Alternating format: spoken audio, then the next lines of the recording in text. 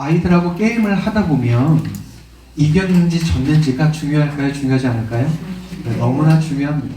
저희 집은 안 그랬지만 머리 뜯고 싸우기까지 이겼는지 졌는지가 중요하고, 그래서 이기면 웃고 지면 웁니다. 그래서 저희 집도 아이들이 어렸을 때 보면 이긴 아이는 신나서 이겼다고 이야기하는데 진 아이는 그 소리 듣고 또 기분이 나빠서 더 침울해지는 그런 상황을 발견합니다. 그래서 아이들에게 제가 이긴 게 중요한 게 아니다, 1등, 2등한 게 중요한 게 아니고 같이 노는 게 더 중요하다고 말을 해도 들릴까요? 안 들릴까요? 네, 전혀 상관이 없더라고요. 그런데 우리도 어린아이들과 같이 비슷하게 살아가는 것 같습니다. 어떻게 비슷하게 살아갈까요? 과정보다 결론을 더 중시 여긴다는 거죠. 그래서 좋은 결론, 내가 원하는 결론을 가졌는지 갖지 못했는지를 중요하게 여긴다는 거죠. 그러다 보면 어느샌가는 과정이 사라지고 무엇만 남을까요? 결론만 남게 됩니다. 과정이라는 게 없으면 모든 일은 결론을 얻기 위한 수단으로 바뀌어버립니다. 관계는 없고 기능만 있죠. 그래서 수단에는 이성과 감정이 없습니다. 목적한 바를 이루는 도구가 될 뿐이라는 거죠. 세상 사람들도 그렇게 살아가는 것이 잘못되었다는 것을 압니다. 그래서 뭐라고 말할까요? 요즘 젊은 사람들이 졌지만 잘 싸웠다라고 말합니다. 그래서 젖잘싸라고 줄여서 말하는데, 졌지만 잘 싸웠다라는 이 말에 담긴 의미가 무엇인가요? 내가 원하고 내가 바라는 결론을 갖지 못했더라도, 내가 이기지 못했더라도, 내가 1등하지 못했더라도 최선을 다했고 그것을 통해 얻은 경험과 과정이 유익했다는 말이죠. 그런데 만약 우리의 믿음도 이러한 과정을 갖지 않고 결론만 추구하게 되면 우리의 믿음도 수단이 돼버리고 도구가 돼버린다는 거죠. 여러분, 우리의 믿음은 결론을 얻어내는 것이 아니라 믿음을 통해서 가져야 할 순간을 경험해 나가는 것입니다. 그래서 오히려 그 안에 채워져야 할 내용과 의미를 담아가는 과정이라는 거죠. 그렇다면 하나님께서는 우리를 어떤 과정 속에 두시고 어떻게 참여시키고 우리를 어떻게 살아가게 하시는지를 함께 살펴보길 원합니다. 오늘 18장 앞부분을 보면 하나님께서 아브라함에게 나타나셨다고 기록하고 있습니다. 그런데 특이한 것은 사람의 모습으로 하나님께서 찾아오셨다는 거죠. 그래서 아브라함이 보니 자기 앞에 세 사람이 있었다고 말하고 있습니다. 그래서 아브라함이 어떻게 하나요? 달려나가서 맞이하고 땅에 몸을 굽히고 조아리는 아브라함의 모습이 나옵니다. 그래서 그들의 발을 씻기고 음식을 대접하죠. 그때 하나님께서 뭐라고 말씀하냐면 내년 이맘때에 너에게 아들이 있을 것이다 라고 말씀하십니다. 그런데 사라가 어떻게 하나요? 아브라함과 똑같이 속으로 웃습니다. 그런데 하나님께서 다시 뭐라고 말씀하시냐면 내게 능치 못할 일이 있겠느냐 라고 말씀하시면서 때가 되었을 때 다시 내가 너를 찾아올 것인데 그때 사라에게 아들이 있을 것이다 라고 말씀하십니다. 그렇게 말씀하신 후에 두 사람은 소돔으로 향하고 아브라함은 하나님 앞에 여전히 서 있었다고 말합니다. 그렇다면 아브라함에게 찾아온 세 사람 중에 두 사람은 천사였다는 것을 우리가 알 수 있고 그 한 명은 바로 하나님이었다는 것을 우리가 발견할 수 있다는 거죠. 하나님께서 아브라함에게 찾아오셔서 그와 함께 하시고 함께 식사를 하시고 함께 이야기를 나누셨다는 것을 우리가 본다는 거죠. 하나님께서 사람의 모습으로 오셔서 아브라함과 함께 하셨다는 것은 이루 말할 수 없는 특별한 사건입니다. 계시나 꿈이나 다른 것을 통하지 않고 직접 찾아오신 것은 이루 말할 수 없는 은혜라는 거죠. 왜 그럴까요? 하나님께서는 직접 찾아오지 않으셔도 될 만큼 그저 그 뜻만 보여주셔도 될 만큼 존귀한 분이시기 때문에 그렇습니다. 그러신 분이 인간의 몸을 입고 아브라함 앞에 나타나셔서 함께 하시고 함께 식사를 하시고 함께 대화를 하셨다라는 것은 인간이 경험할 수 없는 은혜를 아브라함이 받았다라는 거죠. 그런데 그렇게 하나님께서 찾아오셔서 함께 먹고 마시고 이야기 나누었다는 것이 여러분 무엇을 의미하는지 아십니까? 하나님께서 아브라함을 존귀하게 대하셨다는 것이 됩니다. 하나님께서 아브라함을 낮게 여긴 게 아니라 하나님과 대등하게 여기셨다는 거죠. 여러분, 세상에서 높은 사람은 낮은 사람과 겸상하지 않습니다. 높은 직책에 있는 사람이 낮은 직급에 있는 사람들과 간혹 식사자를 갖지만 그건 특별한 경우라는 거죠. 일반적인 상황이 아니라는 거죠. 그런데 그것이 계속해서 이루어진다면 상대방을 어떻게 여기는 건가요? 나와 같이 대등하고 존귀하게 여긴다는 것입니다. 그렇다면 지극히 높으신 하나님께서 계속해서 아브라함에게 찾아오셨을 뿐 아니라 아브라함과 함께 식탁에 앉으셨다는 것은 이루 말할 수 없는 은혜인데, 그 은혜가 나타나는 것은 하나님이 찾아오신 것뿐 아니라 아브라함을 그만큼이나 소중하고 대등하게 여기셨다는 것이 더 중요한 부분이라는 거죠. 그렇다면 아브라함하고는 그렇게 해주시고 우리는 그렇게 해주지 않으셨으니 하나님께서는 아브라함만 특별히 여기시고 우리는 그렇게 여기지 않으시는 걸까요? 여러분, 하나님께서는 우리를 위해서도 사람의 몸을 입고 오셨죠. 그것이 무엇인가요? 성육신입니다. 예수 그리스도께서 이 땅에 오셔서 우리와 함께 먹고 마시며 이야기하셨을 뿐 아니라 십자가를 지기 전까지도 사람들을 사랑하시며 함께 하셨고 이야기를 나누셨습니다. 그건 그 당시에만 있었던 일 아닙니까? 라고 또다시 우리가 반문할 수 있죠. 그렇지만 우리가 무엇을 하나요? 성찬을 하죠. 여전히 우리는 하나님 안에서 나를 위한 예수님의 피와 살을 기억하며 성령님의 은혜 가운데 함께 먹고 마시며 살아간다는 거죠. 그렇다면 아브라함뿐 아니라 여러분, 우리도 얼마나 존귀한가요? 하나님께서 우리를 그렇게 존귀하고 소중하고 대등한 관계로 여기신다는 것입니다. 그래서 그때 하나님께서 아브라함에게 뭐라고 말씀하시나요? 17절에 보면 내가 하려는 것을 아브라함에게 숨기겠느냐라고 말씀하십니다. 이 말씀은 내가 아브라함에게는 아무것도 숨기지 않겠다는 표현입니다. 어떠한 내용이나 정보를 공유하지 않겠다는 것은 여러 이유가 있겠지만 대표적인 것 중에 하나는 관계를 하지 않겠다는 것이고, 또 하나는 유리한 위치에 내가 서겠다는 것입니다. 어떤 사람이 자신에게 있었던 일을 다른 사람에게 말하지 않겠다는 것은 그 사람과 관계하지 않겠다는 거죠. 여러분, 우린 지나가는 사람 붙잡고 내가 있었던 일을 말하는 것이 아니라 내 관계에 있는 사람들한테 그 이야기를 합니다. 그러나 그 말을 하지 않는다는 것은 그러한 관계가 아님을 나타낸다는 거죠.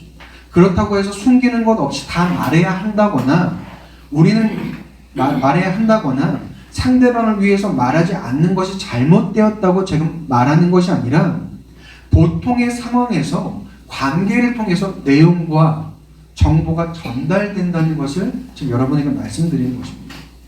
그리고 나만 아는 내용을 다른 사람에게 말하지 않고 공유하지 않는 것은 내가 그것을 통해서 우위에 서겠다는 것이 됩니다. 왜냐하면 나만 아는 내용이 다른 사람에게 알려주면 어떻게 되나요? 그것이 힘을 잃게 됩니다. 공공연한 사실들은 별다른 힘이 되지 못하죠. 그래서 좋지 못한 사람들은 자기들만 정보를 공유하고 다른 사람들에게 나눠주지 않죠. 그래서 자신들만 준비하고 다른 사람들은 나중에 에서야 그 사실을 알고 그제서야 움직이죠.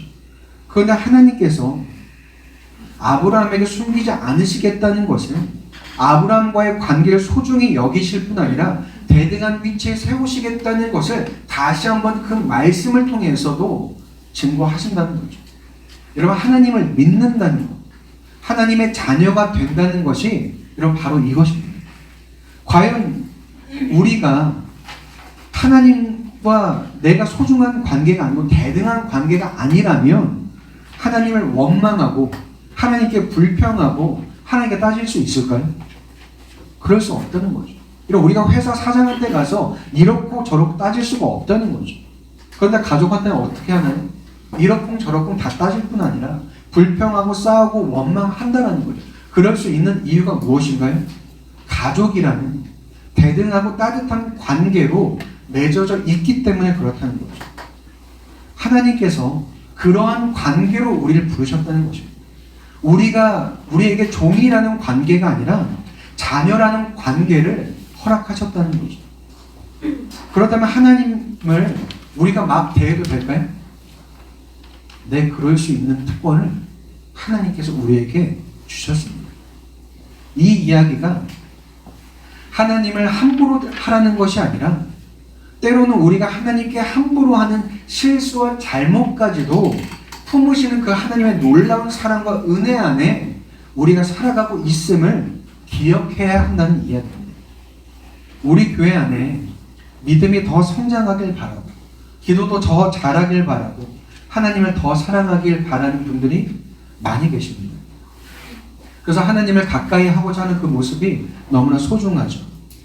그런데 방금 전에 말씀드린 것처럼 하나님께서 나를 사랑하실 때 나의 실수와 잘못까지도 품으시는 분이라면 내가 못해서 덜 사랑하시거나 내가 잘해서 더 사랑하시는 것이 아니라 언제나 나를 헤아릴 수 없는 큰 사랑으로 동일하게 사랑하신다는 거죠. 그렇다면 우리는 그 사랑을 받기만 하는 것이 아니라 그 사랑에 기대어서 내 있는 모습 그대로 하나님을 사랑하고 하나님을 가까이 하고 하나님께 나아가는 것만으로도 하나님께서 내 생각과 마음을 아시고 나를 품으시고 안아주시지 않을까요? 우리 모습 그대로, 연약한 모습 그대로 나아갈 수 있다는 겁니다. 제가 이제까지 들었던 기도 제목 중에 잊혀지지 않는 기도 제목은 제가 참 많이 말했는데 양념 반 프라이드 반 맛있게 먹게 해주세요 라는 기도가 잊혀지지 않습니다. 제가 청년 때 아이들을 가르쳤을 때 중학생 아이한테 기도를 시켰더니 치킨 시키고 딱 정확히 양념 반 프라이드 반 맛있게 먹게 해주세요 라고 기도하더라고요. 근데 제가 그 기도 제목이 잊혀지진 않습니다. 하나님께서 그 순수한 제목 그대로 하나님께서 그 아이와 그 존재를 그대로 받으셨을 거라 저는 믿습니다.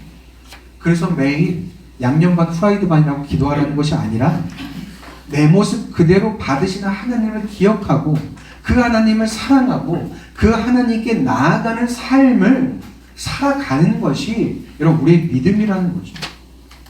여러분 하나님께 나아간다는 것은 나의 열심과 노력으로 만들어내는 것이 아니라 하나님께서 그 사랑과 은혜를 베푸시고 내 믿음을 만들어내는 그 자리에 나가는 것을 이야기합니다.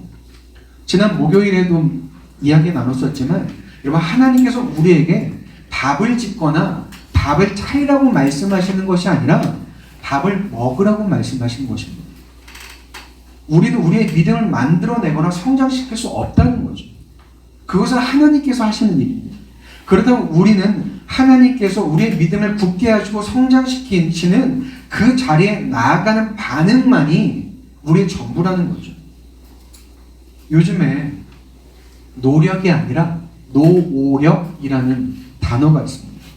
뭐든지 노력하면 된다는 말을 비꼬아서 하는 말이 노력입니다. 왜냐하면 어른들이 자신들이 살았던 시대와 경험을 기준으로 노력하면 다 되지 왜 노력해도 안 되냐 라는 말을 너무 많이 하기 때문에 이제 젊은 세대가 그 말이 힘든 겁니다. 예를 들어서 옛날에는 공무원 되려고 몇 년씩 공부하지 않았습니다. 그런데 지금은 어떤가요? 몇 년씩 공부를 해도 공무원 되기가 쉽지 않습니다. 그런데 그렇게 해서 계속 공부를 하고 있는데 더 노력하면 된다, 더 노력하면 붙을 수 있다 라고 말할 수 있을까요? 그럴 수 없다는 거죠. 왜냐하면 시대가 달라졌고 상황이 달라졌기 때문에 그렇습니다. 그런데 마찬가지로 우리의 믿음도 우리의 노력으로 만들어진다고 생각한다면 여러분 우리가 어떻게 될까요? 지쳐간다는 거죠. 힘에 겨워서 또 내가 노력해요. 내가 내 힘으로 믿음을 만들어가고 갖춰져야 하는 것이라면 우리 힘들어진다는 거죠. 근데 그 노력은 누가 하는 것이라고요? 내가 하는 것이 아니라 하나님께서 하신다는 것입니다. 다만 그 하나님께서 역사하시는 가운데 나아가는 반응이 있어야만 하는 것이라면 여러분 우리는 훨씬 더 가볍고 즐겁게 하나님을 찾을 수 있고 하나님을 가까이 할 수 있다는 거죠. 그런데 하도 노력을 안 하다 보니까 그 반응조차 노력이라고 생각이 드는 경우가 있습니다. 그것도 힘들어서 나는 못하겠다는 생각이 우리를 스쳐가죠. 여러분, 그렇다면 예를 들어서 나 혼자서 처음부터 끝까지 무언가를 배우고 익히는 노력과 누군가 나에게 알려주고 가르쳐주는 것을 배우는 노력이 같을까요? 다를까요? 전혀 다르다는 거죠. 그 무게와 크기가 완전히 다르다는 것입니다. 물론 반응하는 것도 애써야 하는 일은 맞지만 그것을 노력이라고 말한다면 내가 익히거나 배우지 않아도 자동으로 내 머릿속에 들어올 수 있게 하나님이 그렇게 해달라는, 그 음식을 다 씹어서 내 몸에 넣어달라 라고 요청하는 것과 다를 바가 없다는 것입니다. 여러분, 하나님께서는 우리에게 믿음을 주셨지만 그 믿음을 갖고 그대로 머무르며 살라고 하지 않으셨습니다. 처음에 주신 믿음이 전부이고 교회 다니는 것이 전부인 믿음만을 주신 게 아니라는 거죠. 그러면 하나님께서 아브라함에게 뭐라고 말씀하실까요? 7, 8절에 이렇게 기록되어 있습니다. 아브라함은 강대한 나라가 되고 천하 만민은 그로 말미암아 복을 얻게 될 것이 아니냐. 하나님께서 아브라함을 향해 갖고 계신 뜻과 계획을 말씀하십니다. 너를 통해 강대한 나라가 되게 하고 천하 만민이 너로 말미암아 복을 얻게 될 것이다 라고 말씀하시죠. 하나님께서 말씀하시는 강대한 나라는 우리가 알고 있는 세상의 강대국이 아니라 하나님 나라를 말씀하십니다. 아브라함을 통해서 하나님의 다스림과 통치가 있는 나라를 이 땅 가운데 세우시고 그 나라를 통해 세상의 사람들이 복을 받을 거라 말씀하신다는 거죠. 그뿐 아니라 19절을 보면 내가 그로 그 자식과 권속에게 명하여 여호와의 도를 지켜 의와 공도를 행하게 하려고 그를 택하였나니 이는 나 여호와가 아브라함에게 대하여 말한 일을 이루려 함이니라 라고 말합니다. 하나님께서 아브라함을 택하신 이유가 여호와의 도를 지켜 의와 공도를 행하게 하기 위함이라 라고 말씀하시죠. 여러분, 여호와의 도를 지킨다는 것은 하나님의 길을 따라간다는 거죠. 하나님의 인도하심을 따라 살게 하신다는 거죠. 그래서 의와 공도를 행한다는 것은 정의와 공의를 나타내게 한다는 것인데 한국말로 보면 정의나 공의가 별다르게 차이가 없는 것처럼 느껴집니다. 근데 히브리어로 보면 공의는 미시파트라고 말하는데 그것은 하나님의 기준을 말하고요. 정의는 히브리어로 체다카라고 말하는데 하나님과의 관계 안에서 하나님의 공의를 실천하는 것을 말합니다. 그렇다면 하나님의 기준을 하나님과의 관계 안에서 실천하며 살아가도록 아브라함을 부르셨다는 거죠. 그래서 이 땅 가운데 하나님의 나라를 이루고 그것을 통해 세상 사람들이 복을 받게 하신다는 것입니다. 여러분, 이게 무슨 내용이냐면 하나님께서 아브라함을 대등한 관계로 부르셔서 아브라함을 향한 하나님의 뜻과 계획대로 그 모든 과정을 하나님께서 함께 하시며 이루시겠다는 것입니다. 그러한 결론을 지금 주시겠다는 것이 아니라 함께하는 과정을 통해서 그런 결론을 만들어내시겠다는 거죠. 그래서 아브라함에게 주시는 구체적인 내용이 무엇이냐면 20절과 21절에 보면 소돔과 고모라의 죄악이 심히 무겁기 때문에 하나님께서 이제 내려가서 보시겠다고 말씀하십니다. 여러분, 소돔과 고모라에 죄악이 가득했다면 그리고 거기서 사람들의 고통과 부르짖음을 하나님께서 들으셨다면 하나님께서는 아브라함에게 말씀하지 않으시고 심판하시면 됐습니다. 하나님께서 아브라함에게 이야기하실 필요도 없고 아브라함도 하나님에게 물을 필요가 없는 일이라는 거죠. 왜일까요? 하나님의 주권에 달린 문제이기 때문에 그렇습니다. 전적으로 하나님께 걸린 일이기 때문에 하나님은 말씀하지 않으셔도 되고 우리는 묻지 않아도 되는 일이라는 거죠. 그런데 하나님께서는 그 내용을 아브라함에게 말씀하시죠. 그러고 나서 무엇이 시작되나요? 아브라함이 하나님께 말하기 시작합니다. 23절과 24절을 보면 이렇게 기록되어 있습니다. 아브라함이 가까이 나아가 이르되 주께서 의인과 악인과 함께 멸하라 하시나이까 그 성 중에 의인 50명이 있을지라도 주께서 그곳을 멸하시고 그 50의인을 위하여 용서하지 아니하시리이까 라고 말합니다. 하나님, 소돔과 고모라에 악인만 있는 것이 아니라 의인도 있을 건데 하나님 함께 멸망시키려고 그러시는 겁니까? 혹시 거기에 의인 50명이 있다고 하면 하나님 용서해 주실 겁니까? 라고 말을 한다는 겁니다. 거기에 덧붙여서 뭐라고까지 말을 하냐면 하나님께서 만약 의인을 함께 죽이시면 하나님 그건 부당한 일입니다. 하나님께서는 정의로운 심판을 내리셔야 되는 건 아닙니까? 라고까지 따져 묻기까지 한다는 거죠. 그때 하나님께서 뭐라고 대답하시냐면 의인 50명이 있다면 그들을 위하여서 내가 그 온 땅을 용서하겠다고 대답하십니다. 그러다가 아브라함이 이번엔 어떻게 하나요? 점점점 숫자를 줄여가죠. 50명, 45명, 40명, 5명씩 줄이다가 그 다음에 간이 더 커져서 30명, 20명, 10명, 10명씩 또 줄여간다는 거죠. 하나님께서는 아브라함이 했던 그 모든 질문과 요청에 답하실 뿐 아니라 마지막에는 그 의인 10명이 있다면 그 땅을 멸하지 않겠다고까지 대답하고 약속해 주십니다. 그럼 하나님께서 소돔과 고모라를 멸망시키기 전에 아브라함과 이러한 과정을 가지시는 이유는 하나님이 어떤 분이시며 하나님께서 어떻게 일하시는지를 아브라함에게 보여주시기 위함입니다. 여러분, 하나님은 이미 소돔과 고모라의 죄악을 아셨고 고통과 부르짖음도 누구의 것인지를 다 알고 계셨습니다. 그런데 바로 심판하지 않으시는 이유는 아브라함에게 결과가 아니라 과정을 보여주기 위함이라는 거죠. 그래서 하나님께서 이 과정을 통해서 아브라함이 하나님 자신에 대해서 배우고 하나님의 일하심에 대해서 배우게 한다는 거죠.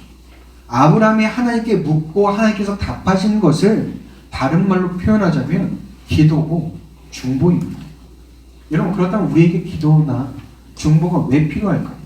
어차피 기도를 한다고 해도 결과가 크게 바뀌어지는 게 아니라면 기도할 필요가 없어 보이죠. 그렇다면 여기서 기도의 이유와 목적에 대해서 우리가 정리할 수 있습니다. 여러분, 기도는 하나님의 뜻을 바꾸고 결론을 바꾸기 위해서 하는 것이 아니라 하나님 자신과 하나님의 일하심에 대해 배우고 경험하기 위해서 하는 것이 기도라는 거죠. 그렇다면 기도를 통해 결국 무엇이 바뀔까요? 내 상황이나 문제가 바뀌는 것이 아니라 하나님 앞에 서 있는 내가 바뀌는 것이 기도인 것입니다. 그럼 우리 이런 질문을 갖게 되죠. 아브라함은 하나님께서 직접 찾아오셔서 무슨 내용인지를 말씀하셨고 그에 대해서 대화가 가능했고 그것이 기도가 되었는데 우리는 하나님께서 찾아오신 것도 아니고 하나님께서 말씀하신 것도 아니고 대화를 나누지도 않았는데 어떻게 그 내용을 알고 기도할 수 있냐는 것입니다. 하나님께서 누군가에게 찾아오시고 말씀하시는 것은 강력해 보입니다. 근데 여러분, 우리가 여기서 생각해 보아야 될 것은 무엇이냐면 그들이 하나님의 뜻을 많이 아는지 아니면 우리가 하나님의 뜻을 많이 아는지를 헤아려 보아야 한다는 거죠. 여러분, 성경에 나오는 인물들은 계시, 즉 하나님께서 말씀하시고 보여주시는 시대에 살았다면 지금 우리는 그 계시가 완성된 시대에 살고 있습니다. 성경에 나오는 인물들은 하나님을 경험하고 하나님의 말씀을 듣는 직접적인 체험이 있었다고 하더라도 하나님의 모든 뜻과 계획은 알 수 없었다라는 거죠. 근데 여러분, 우리는 어떤가요? 그들 삶 가운데 역사하신 하나님의 모든 뜻과 계획뿐 아니라 예수 그리스도가 이 땅에 오셔서 베푸신 모든 일과 그 나중까지도 알고 있다는 거죠. 그렇다면 여러분, 우리는 하나님에 대해 더 많은 이해를 성경 인물들보다 갖고 있다는 것입니다. 물론 모두가 그런 이해를 갖고 있지 않죠. 그렇다면 누가 그런 이해를 갖고 있을까요? 하나님의 말씀인 성경을 통해서 하나님을 알고 하나님의 뜻을 알고 하나님의 일하심을 아는 이들이 그것을 안다는 것입니다. 그런 이해를 갖게 된다는 거죠. 그 이해를 갖고 내 삶을 바라볼 때 여러분, 그것이 바로 하나님과 함께하는 과정이 되는 것입니다. 하나님께서 아브라함을 부르셨듯 우리도 동일한 그 자리에 성경 말씀을 통해서 부르고 계시다는 거죠. 그래서 하나님은 수단이나 도구나 기능이 되지 않으시고 과정이 되어주시고 목적이 되어주신다는 거죠. 우리로 하여금 내용을 갖게 하시고 의미를 채우게 하신다는 겁니다. 여러분, 우리 현실에서는 기도는 응답되지 않는 것 같고 우리 상황은 바뀌지 않는 것 같고 문제는 해결되지 않는 것처럼 보입니다. 왜 그렇게 느껴지냐면 하나님께서는 결론을 주시지 않기 때문에 그렇습니다. 그러나 우리가 살아가는 모든 과정을 통해서 특히 하나님 앞에 나아가 기도하는 삶을 통해서 하나님은 우리를 채우신다는 거죠. 무엇으로 채우실까요? 하나님 자신으로 채우시고 하나님과의 관계로 하나님의 일하심으로 우리 삶을 채워내신다는 거죠. 여러분, 그때 우리는 하나님이 나를 버리신 것이 아니라 나를 인도하시고 만들어가시고 변화시키는 과정 속에 있음을 발견하게 된다는 거죠. 다르게 말해서 하나님께서는 우리에게 물고기를 잡아주시는 것이 아니라 물고기 잡는 방법을 알려주신다는 거죠. 하나님께서 직접 응답하시고 해결하시는 것이 아니라 나로 하여금 하나님을 붙잡고 내 삶을 살아가는 방법을 배우게 하신다는 거죠.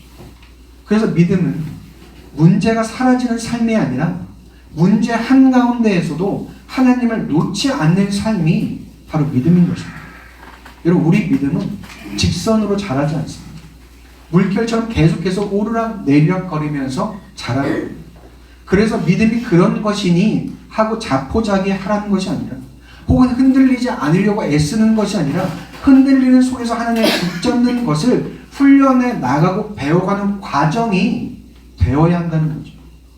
기도했는데도 상황은 그대로이고 부르짖었는데도 현실은 바뀌지 않은 것 같을 때 하나님께서는 아무 일도 하지 않으시는 것이 아니라 그 자리에서 나를 붙잡고 계시고 나와 함께 하심의 역사하신다는 것을 깨달아야 한다는 거죠. 여러분, 하나님은 내 삶을 대신해서 살아주지 않으시지만 또한 내 삶을 혼자 살게 두시지도 않는다는 것입니다. 그래서 하나님은 결론을 바로 주시는 분이 아니라 과정을 함께 걸어가시는 분이신 것입니다. 답을 먼저 주시는 것이 아니라 관계를 기억해 하고 붙잡게 하시는 분이라는 거죠. 여러분, 부모의 사랑이 그렇지 않을까요? 자녀에게 집을 해주고 차를 해주고 재산을 물려주기보다 태어나서부터 자랄 때뿐 아니라 그 삶을 살아갈 때 그 모든 순간을 그 생명이 다하도록 함께 해주지 않습니까? 이런 부모의 사랑을 물질적인 것으로만 환산한다면 내 부모가 부자가 아니라면 받은 것이 별로 없을 것입니다. 그런데 부모의 시간과 과정과 마음을 환산한다면 받지 않은 것이 없을 거라는 거죠. 여러분, 하나님께서 우리의 부모가 되셔서 그 일을 행하신다는 거죠. 여전히 우리는 자꾸 언제 해결해 주실 것입니까? 언제 이것을 사라지게 해주실 것입니까? 라고 묻지만 하나님께서는 우리에게 늘 내가 너와 함께 있지 않냐고 되물으신다는 거죠. 여러분, 그 질문 앞에서 우리의 신앙은 다시 자리 잡아야 하는 것입니다. 내가 하나님을 이용하고 있었는지 아니면 하나님을 사랑하고 있었는지를 봐야 한다는 거죠. 여러분, 사랑이 결과로 증명되는 것이 아니라 함께 시간을 보내며 과정을 통해서 깊어지는 것입니다. 그래서 하나님은 정답과 결론이 아니라 과정이 되어주시고 목적이 되어주시고 동행하신다는 거죠. 우리가 맞이하게 될 수많은 상황 속에서 모든 것이 분명하지 않아도 모든 문제가 해결되지 않아도 하나님께서 우리를 결코 홀로 두지 않으신다는 것입니다. 그러니까 모든 게 과정이구나 하고 아는 데서 끝나는 것이 아니라 그 자리에서 도망치지 않고 하나님을 붙잡고 살아가는 것이 우리의 믿음이어야 한다는 거죠. 또다시 내가 원하는 결론을 얻기 위해 하나님 말고 다른 것을 붙잡는 길로 돌아가는 것이 아니라 오늘 내가 서 있는 그 자리에서 나를 찾아오시고 나와 함께 하시고 나와 대화하시는 그 하나님께 나아가서 하나님을 붙드는 것이 여러분 하나님과의 사귐인 것입니다. 그래서 하나님과의 사귐은 모든 문제가 해결된 후가 아니라 모든 문제가 여전히 그대로 남아있는 그 자리에서 하나님 앞에 머물러 있는 것이라는 거죠. 그래서 우리의 기도는 이 문제를 혹은 이 상황을 당장 없애주세요만이 아니라 이 과정 속에서 도망치지 않게 해주시고 오늘 삶의 이 자리에서 하나님의 손을 놓지 않게 해달라고 기도해야 되는 거죠. 그 기도가 우리를 붙든다는 거죠. 비록 쉽지 않은 기도지만 그 하나님을 경험하게 될 땐 결론이 늦어도 괜찮고 응답이 더뎌도 괜찮다는 것을 또다시 배우게 되고 반복해서 배우게 된다는 것입니다. 그러니 이번 한 주도 하나님과 이 과정을 지나며 하나님과 더 깊이 사귀어가는 은혜가 있기를 주님의 이름으로 축원드립니다.